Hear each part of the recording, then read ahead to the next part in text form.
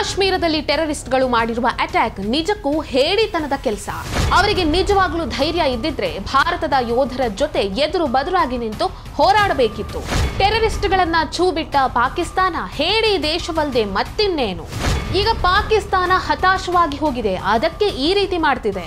11 ವರ್ಷಗಳ ಹಿಂದೆ ಭಾರತದಲ್ಲಿ ತಿಂಗಳಿಗೆ 2ರಂತೆ ಟೆರರಿಸ್ಟ್ ಅಟ್ಯಾಕ್ಗಳು ನಡೀತಾ ಇತ್ತು. ಪಾಕಿಸ್ತಾನಕ್ಕೆ ಭಾರತ ಮುಟ್ಟಿ ನೋಡಿಕೊಳ್ಳುವಂತಹ ಏಟು ಕೊಡೋದಂತೂ ಗ್ಯಾರಂಟಿ. ನಮಸ್ಕಾರ. ಕಾಶ್ಮೀರದ ಪಹಲ್ಗಾಮ್ನಲ್ಲಿ ಪಾಕಿಸ್ತಾನದ ಟೆರರಿಸ್ಟ್ಗಳು ಮಾಡಿರುವಂತಹ ನರಮೇಧ ಇದೆಯಲ್ಲ, ಅದು ನಿಜಕ್ಕೂ ಪರಮ ಹೇಡಿತನದ ಕೆಲಸ. ಯಾಕಂತ ಹೇಳಿದ್ರೆ ಆ ಟೆರರಿಸ್ಟ್ಗಳಿಗೆ ನಿಜವಾಗ್ಲೂ ಧೈರ್ಯ ಇದ್ದಿದ್ರೆ ಭಾರತದ ಸೈನಿಕರ ಜೊತೆ ಎದುರು ಬದುರಾಗಿ ನಿಂತು ಹೋರಾಡಬೇಕಾಗಿತ್ತು. ಅದನ್ನೆಲ್ಲ ಬಿಟ್ಟು ಶಸ್ತ್ರಾಸ್ತ್ರಗಳೇ ಇಲ್ಲದಂತಹ ಪ್ರವಾಸಿಗರ ಮೇಲೆ ದಾಳಿ ಮಾಡಿದ್ದಾರೆ, ಅವರ ಮೇಲೆ ಗುಂಡನ್ನ ಹಾರಿಸಿದ್ದಾರೆ. ಇಂತಹ ಹೇಡಿತನದ ಕೆಲಸವನ್ನ ಮಾಡಿದಾರಲ್ಲ ಆ ಟೆರರಿಸ್ಟ್ಗಳು, ಅವರು ಯಾವುದೇ ವೀರರಲ್ಲ, ಯಾವುದೇ ರೀತಿಯ ಹೋರಾಟಗಾರರಲ್ಲ, ಭಯೋತ್ಪಾದಕರಲ್ಲ. ಅವರು ಭಯೋತ್ಪಾದಕರು ಅಂತ ಕರೆಸಿಕೊಳ್ಳೋದಕ್ಕೂ ಅರ್ಹರಲ್ಲ.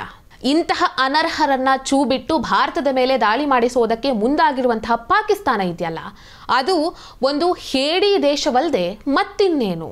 ಈ ಪಾಕಿಸ್ತಾನ ಅಂತಾರಾಷ್ಟ್ರೀಯ ಮಟ್ಟದಲ್ಲಿ ಯಾರಿಗೂ ಬೇಡವಾಗಿರುವಂತಹ ದೇಶವಾಗಿದೆ. ಒಂದು ರೀತಿ ಐಸೋಲೇಟ್ ಆಗಿ ಹೋಗಿದೆ. ಪಾಕಿಸ್ತಾನದಲ್ಲಿ ಒಂದೊಳ್ಳೆಯ ಡೆಮೋಕ್ರೆಸಿ ಇಲ್ಲ. ಅಲ್ಲಿರುವವರೆಲ್ಲರೂ ಕೂಡ ಒಂದು ಅಧಿಕಾರದ ಹಪಾಹಪಿಯಲ್ಲಿರುವವರು. ಸೊ ಪಾಕಿಸ್ತಾನ ಈಗ ಹತಾಶವಾಗಿ ಹೋಗಿದೆ. ಈ ಎಲ್ಲ ಕಾರಣಗಳಿಂದ ಪಾಕಿಸ್ತಾನ ಅಭಿವೃದ್ಧಿ ಆಗೋದಕ್ಕೆ ಸಾಧ್ಯವಿಲ್ಲ, ಪಾಕಿಸ್ತಾನವನ್ನ ಮತ್ತೆ ಕಟ್ಟೋದಕ್ಕೆ ಸಾಧ್ಯ ಇಲ್ಲ ಅನ್ನುವಂಥದ್ದು ಅಲ್ಲಿರುವವರಿಗೆ ಗೊತ್ತಾಗ್ಬಿಟ್ಟಿದೆ.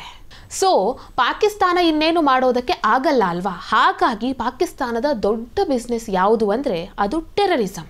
ಟೆರರಿಸ್ಟ್ಗಳನ್ನು ಹುಟ್ಟುಹಾಕಿ ಅವರನ್ನು ಪೋಷಿಸಿ ಅವರನ್ನು ಬೆಳೆಸಿ ಬೇರೆ ದೇಶಗಳಿಗೆ ಛೂ ಬಿಡ್ತಾ ಇದ್ದಾರೆ. ಸೊ ಇಷ್ಟೆಲ್ಲ ಅವಾಂತರಗಳ ಮಧ್ಯೆ ಪಾಕಿಸ್ತಾನ ಹತಾಶವಾಗಿದೆ. ಹಾಗಾಗಿನೇ ಮೊನ್ನೆ ಪಾಕಿಸ್ತಾನದ ಸೇನಾಧಿಪತಿ ನಮಗೂ ಹಿಂದೂಗಳಿಗೂ ಯಾವುದೇ ರೀತಿಯ ಸಂಬಂಧವಿಲ್ಲ, ನಾವೇ ಬೇರೆ ಹಿಂದೂಗಳೇ ಬೇರೆ, ಕಾಶ್ಮೀರ ನಮ್ಮ ಜೀವನಾಡಿ, ಅದನ್ನು ನಾವು ವಶಪಡಿಸಿಕೊಳ್ತೇವೆ ಅಂತ ಹೇಳಿ ಹಿಂದೂ ವಿರೋಧಿ ಭಾರತ ವಿರೋಧಿ ಭಾಷಣವನ್ನ ಮಾಡಿದ್ರು. ಈ ಭಾಷಣದ ಮೂಲ ಉದ್ದೇಶ ಏನಪ್ಪಾ ಅಂತ ಹೇಳಿದ್ರೆ, ತಮ್ಮ ದೇಶದಲ್ಲಿ ತಮ್ಮ ವಿರುದ್ಧವೇ ತಿರುಗಿ ಬಿದ್ದಿರುವಂತಹ ಟೆರರಿಸ್ಟ್ಗಳನ್ನ ಭಾರತದ ವಿರುದ್ಧ ತಿರುಗಿಸುವಂಥದ್ದು, ಭಾರತದ ಮೇಲೆ ಚೂ ಬಿಡುವಂಥದ್ದು. ಇದೇ ರೀತಿಯ ಭಾಷಣವನ್ನ ಪಹಲ್ಗಾವ್ನಲ್ಲಿ ಟೆರರಿಸ್ಟ್ಗಳು ಅಟ್ಯಾಕ್ ಮಾಡೋದಕ್ಕೂ 4 ದಿನ ಮೊದಲು ಪಾಕ್ ಆಕ್ರಮಿತ ಕಾಶ್ಮೀರದಲ್ಲೂ ಮಾಡಿದ್ರು. ಅಂದ್ರೆ ಒಟ್ಟಾರೆಯಾಗಿ ಭಾಷಣಗಳ ಮೂಲಕ ಜಿಹಾದಿಗಳನ್ನ ಬಡಿದೆಪ್ಪಿಸುವಂತಹ ಕೆಲಸ ಪಾಕಿಸ್ತಾನದಲ್ಲಿ ನಡೀತಾ ಇದೆ. ಹಾಗಾಗಿ ಪಾಕಿಸ್ತಾನದ ಟೆರರಿಸ್ಟ್ಗಳು ಈಗ ಪ್ರವಾಸಿಗರ ಮೇಲೆ ರಣಹೇಡಿಗಳ ಹಾಗೆ ಬಂದು ದಾಳಿ ಮಾಡಿದ್ದಾರೆ. ಕಾಶ್ಮೀರ ಒಂದು ಗಾಯದ ರೀತಿಯಲ್ಲಿ ಭಾರತವನ್ನ ಕಾಡ್ತಾ ಇರುವಂತಹ ರಾಜ್ಯ. ಹೀಗಾಗೋದಕ್ಕೆ ಕಾರಣ ಪಾರ್ಟಿಷನ್ ಟೈಮ್ನಲ್ಲಿ ನಮ್ಮ ಮಹನೀಯ ನಾಯಕರುಗಳು ತೆಗೆದುಕೊಂಡಂತಹ ನಿರ್ಧಾರ. 1948ರಲ್ಲೇ ನಮ್ಮ ಸೇನೆಗೆ 1-2 ಗಂಟೆಗಳ ಸಮಯಾವಕಾಶವನ್ನ ಕೊಟ್ಟಿದ್ರೆ ಸಾಕಿತ್ತು. ಇವತ್ತು ಪಾಕಿಸ್ತಾನದ ವಶದಲ್ಲಿರುವ ಕಾಶ್ಮೀರದ ಭಾಗಗಳು ಸೇರಿದ ಹಾಗೆ ರಾವಲ್ಪಿಂಡಿಯ ತನಕ ಆ ದೇಶದ ಅರ್ಧಕ್ಕರ್ಧ ಭಾಗ ಇವತ್ತು ನಮ್ಮ ಕೈಯಲ್ಲಿರ್ತಿತ್ತು, ಅಂದ್ರೆ ಭಾರತದ ವಶವಾಗಿರ್ತಿತ್ತು. ಆದ್ರೆ ಅದಕ್ಕೆ ನೆಹರು ಅವರು ಅವಕಾಶವನ್ನೇ ಕೊಟ್ಟಿರಲಿಲ್ಲ. ಬಗ್ಗು ಬಡಿದು ಕಾಶ್ಮೀರವನ್ನ ನಮ್ಮ ವಶ ಮಾಡಿಕೊಳ್ಳೋದು ಬಿಟ್ಟು ಆ ಇಡೀ ವಿಷಯವನ್ನೇ ತೆಗೆದುಕೊಂಡು ಅವರು ವಿಶ್ವಸಂಸ್ಥೆ ತನಕ ಹೋದ್ರು. ಆಮೇಲೆ ಬಾಂಗ್ಲಾ ಯುದ್ಧದ ಸಮಯದಲ್ಲೂ ಅಷ್ಟೇ, ಪಾಕಿಸ್ತಾನದ 80,000 ಸೈನಿಕರು ನಮ್ಮ ಸೈನ್ಯದ ವಶದಲ್ಲಿದ್ರು. ನಮ್ಮ ಸೈನಿಕರು ಆ 80,000 ಸೈನಿಕರನ್ನ ಬಗ್ಗು ಬಡಿದಿದ್ರು. ಆದ್ರೆ ಆಗ್ಲೂ ಏನೂ ಮಾಡದೆ ಅಷ್ಟೂ ಸೈನಿಕರನ್ನ ಬಿಟ್ಟು ಕಳಿಸಿ ದೊಡ್ಡಸ್ತಿಕೆಯನ್ನ ತೋರಿಸಿದ್ರು ಇಂದಿರಾ ಗಾಂಧಿ ಅವರು. ಆಮೇಲೂ ಅಷ್ಟೇ, ತಮ್ಮ ವೋಟ್ ಬ್ಯಾಂಕ್ ರಾಜಕಾರಣಕ್ಕೋಸ್ಕರ ಆರ್ಟಿಕಲ್ 370 ತೆಗೆಯದೆ ಕಾಶ್ಮೀರವನ್ನ ಪ್ರತ್ಯೇಕವಾಗಿ ಉಳಿಸಿಬಿಟ್ರು. 1989-90ರಲ್ಲಿ ಕಾಶ್ಮೀರಿ ಪಂಡಿತರ ನರಮೇಧವಾದಾಗ ದಿಟ್ಟ ಕ್ರಮವನ್ನ ತಗೊಳ್ಬಹುದಾಗಿತ್ತು. ಆಗಲೂ ಇವರಿಗೆ ವೋಟ್ ಬ್ಯಾಂಕೇ ದೊಡ್ಡದಾಗಿ ಕಂಡಿತ್ತು. ಹಾಗಾಗಿ ತೆಪ್ಪಗೆ ಬಾಯಿ ಮುಚ್ಕೊಂಡು ಕೂತಿದ್ರು. ಇಷ್ಟೆಲ್ಲ ಆದ ಮೇಲೆ ಕಾಶ್ಮೀರದ ಪರಿಸ್ಥಿತಿ ಬದಲಾಗಿದ್ದು ನರೇಂದ್ರ ಮೋದಿ ಬಂದ ಮೇಲೆ, ಆರ್ಟಿಕಲ್ 370 ಕಿತ್ತೆಸೆದ ಮೇಲೆ. ಕೇವಲ 6 ವರ್ಷಗಳಲ್ಲಿ ಕಾಶ್ಮೀರಕ್ಕೆ ಮತ್ತೆ ಜೀವ ಬಂತು, ಹೊಸ ಕಳೆ ಬಂತು. ಕಾಶ್ಮೀರದಲ್ಲಿ ಪ್ರವಾಸೋದ್ಯಮ ಅಭಿವೃದ್ಧಿ ಆಯಿತು. ಕಾಶ್ಮೀರದಲ್ಲಿ ಹುಡುಗಿಯರಿಗೆ ಕೆಲಸಗಳು ಸಿಕ್ಕವು. ಶಾಲೆ, ಕಾಲೇಜು, ಯೂನಿವರ್ಸಿಟಿಗಳು ಓಪನ್ ಆಯಿತು, ದೇವಸ್ಥಾನಗಳು ಓಪನ್ ಆಯಿತು. ಹಿಂದೂ ಮುಸ್ಲಿಮರನ್ನದೇ ಅಲ್ಲಿ ನೆಮ್ಮದಿಯ ಬದುಕನ್ನ ನಡೆಸೋದಕ್ಕೆ ಸಾಧ್ಯ ಆಯಿತು.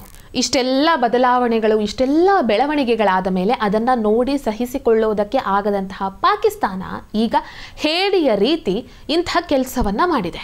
ಈಗ ಈ ದಾಳಿ ಆದಾಗಿನಿಂದ ಕೆಲವೊಂದಿಷ್ಟು ಜನರು ಇದು ಇಂಡಿಯನ್ ಇಂಟೆಲಿಜೆನ್ಸ್ನಲ್ಲಿ ಆದಂತಹ ಫೇಲ್ಯೂರ್ ಅಂತ ಬೊಬ್ಬೆ ಹೊಡಿತಾ ಇದ್ದಾರೆ. ಅಫ್ಕೋರ್ಸ್ ಇದು ಇಂಟೆಲಿಜೆನ್ಸ್ ಫೇಲ್ಯೂರ್. ಆದರೆ ಟೆರರಿಸಂನಂತಹ ಕೃತ್ಯಗಳನ್ನು ಜಗತ್ತಿನ ಯಾವುದೇ ಬಲಿಷ್ಠ ದೇಶಗಳಿಗಾದರೂ ಪ್ರಿವೆಂಟ್ ಮಾಡೋದಕ್ಕೆ ಸಾಧ್ಯ ಇಲ್ಲ. ಇದಕ್ಕೆ ಇತ್ತೀಚಿನ ಉದಾಹರಣೆ ಯಾವುದು ಅಂದರೆ ಇಸ್ರೇಲ್ ಮೇಲೆ ಹಮಾಸ್ ಮಾಡಿದಂತಹ ದಾಳಿ. ಆದರೆ ಒಂದು ಆಡಳಿತದ ಸಕ್ಸಸ್ ಎಲ್ಲಿರುತ್ತೆ ಅಂತ ಹೇಳಿದರೆ ಆ ಟೆರರಿಸ್ಟ್ ಆಕ್ಟಿವಿಟಿಗಳನ್ನು ನಾವು ಎಷ್ಟರ ಮಟ್ಟಿಗೆ ನಿಯಂತ್ರಿಸಿದ್ದೇವೆ ಅಂತ ಹೇಳೋದ್ರಲ್ಲಿ. 11 ವರ್ಷಗಳ ಹಿಂದೆ ಭಾರತದ ಉದ್ದಗಲಕ್ಕೂ ತಿಂಗಳಿಗೆ 2ರಂತೆ ಟೆರರಿಸ್ಟ್ ಆಕ್ಟಿವಿಟಿಗಳು ನಡೀತಾನೆ ಇತ್ತು. ಆದರೆ ಇವತ್ತು ಭಾರತದಲ್ಲಿ ಅಂತಹ ಘಟನೆಗಳು ನಡೀತಾನೇ ಇಲ್ಲ. ಇಂತಹ ಘಟನೆಗಳು ನಡೀತಾ ಇರೋದು ಬಹುತೇಕ ಕಾಶ್ಮೀರದಲ್ಲಿ ಮಾತ್ರ. ಆದರೆ ಈಗ ಕಾಶ್ಮೀರದಲ್ಲೂ ಕೂಡ ಇಂತಹ ಘಟನೆಗಳು ಬಹುತೇಕ ಕಡಿಮೆ ಆಗಿದೆ. ಇಲ್ಲಿರುವ ಇನ್ನೊಂದು ವಿಚಾರ ಏನಂದರೆ, ಇಂತಹ ಘಟನೆಗಳು ನಡೆದಾಗ ನಾವು ಯಾವ ರೀತಿಯಾಗಿ ಪ್ರತಿಕ್ರಿಯಿಸ್ತೇವೆ ಅನ್ನೋದು ನಮ್ಮ ಮನಸ್ಥಿತಿ ಎಂಥದ್ದು, ನಮಗೆಷ್ಟು ಧೈರ್ಯ ಇದೆ ಅನ್ನೋದನ್ನು ತಿಳಿಸುತ್ತೆ. ಮುಂಬೈ ಮೇಲೆ ದಾಳಿ ಆದಾಗ ಪಾಕಿಸ್ತಾನದ ಮೇಲೆ ಒಂದೇ ಒಂದು ಬೆದರಿಕೆಯನ್ನು ಹಾಕಲಿಲ್ಲ, ಗದರಿಸಲೂ ಇಲ್ಲ. ಇದೊಂದು ರೀತಿಯ ಪ್ರತಿಕ್ರಿಯೆ. ಅದೇ ರೀತಿಯಲ್ಲಿ ಪುಲ್ವಾಮಾದಲ್ಲಿ ನಮ್ಮ ಸೈನಿಕರ ಮೇಲೆ ಟೆರರಿಸ್ಟ್ಗಳು ಅಟ್ಯಾಕ್ ಮಾಡಿದಾಗ ಆ ಟೆರರಿಸ್ಟ್ಗಳು ಮುಟ್ಟಿ ನೋಡಿಕೊಳ್ಳುವಂತಹ ಏಟನ್ನು ಕೊಟ್ರಲ್ವಾ, ಇದೊಂದು ರೀತಿಯ ಪ್ರತಿಕ್ರಿಯೆ. ಈ ಎರಡೂ ಪ್ರತಿಕ್ರಿಯೆಗಳಲ್ಲಿ ಯಾವುದು ಧೀರತನದ ಪ್ರತಿಕ್ರಿಯೆ ಅನ್ನೋದನ್ನು ನಾನು ಬಿಡಿಸಿ ಹೇಳಬೇಕಾಗಿಲ್ಲ. ಈಗ ಭಾರತ ಪೂರ್ಣ ಪ್ರಮಾಣದ ಯುದ್ಧಕ್ಕೆ ಹೋಗುತ್ತೋ ಇಲ್ವೋ ಗೊತ್ತಿಲ್ಲ. ಆದರೆ ಪಾಕಿಸ್ತಾನಕ್ಕೆ ಜನ್ಮಕ್ಕೂ ಮುಟ್ಟಿ ನೋಡಿಕೊಳ್ಳುವಂತಹ ಏಟನ್ನು ಕೊಡೋದಂತೂ ಗ್ಯಾರಂಟಿ. ಅಂತಹ ವಿಶ್ವಾಸವನ್ನು ಮೋದಿ ಸರ್ಕಾರ ಕೊಟ್ಟಿದೆ. ಈ ವಿಡಿಯೋ ನಿಮಗೆ ಇಷ್ಟ ಆಗಿದ್ದಲ್ಲಿ ಲೈಕ್ ಮಾಡಿ, ಶೇರ್ ಮಾಡಿ, ಕಮೆಂಟ್ ಮಾಡಿ. ನೀವಿನ್ನೂ ನಮ್ಮ ಹೊಸದಿಗಂತ ಡಿಜಿಟಲ್ ಚಾನಲನ್ನು ಸಬ್ಸ್ಕ್ರೈಬ್ ಮಾಡಲಿಲ್ಲ ಅಂದರೆ ದಯವಿಟ್ಟು ಸಬ್ಸ್ಕ್ರೈಬ್ ಮಾಡಿ. ಹೆಚ್ಚಿನ ಮಾಹಿತಿಗಾಗಿ ಪಕ್ಕದಲ್ಲೇ ಇರುವಂತಹ ಬೆಲ್ ಐಕನನ್ನು ಪ್ರೆಸ್ ಮಾಡಿ.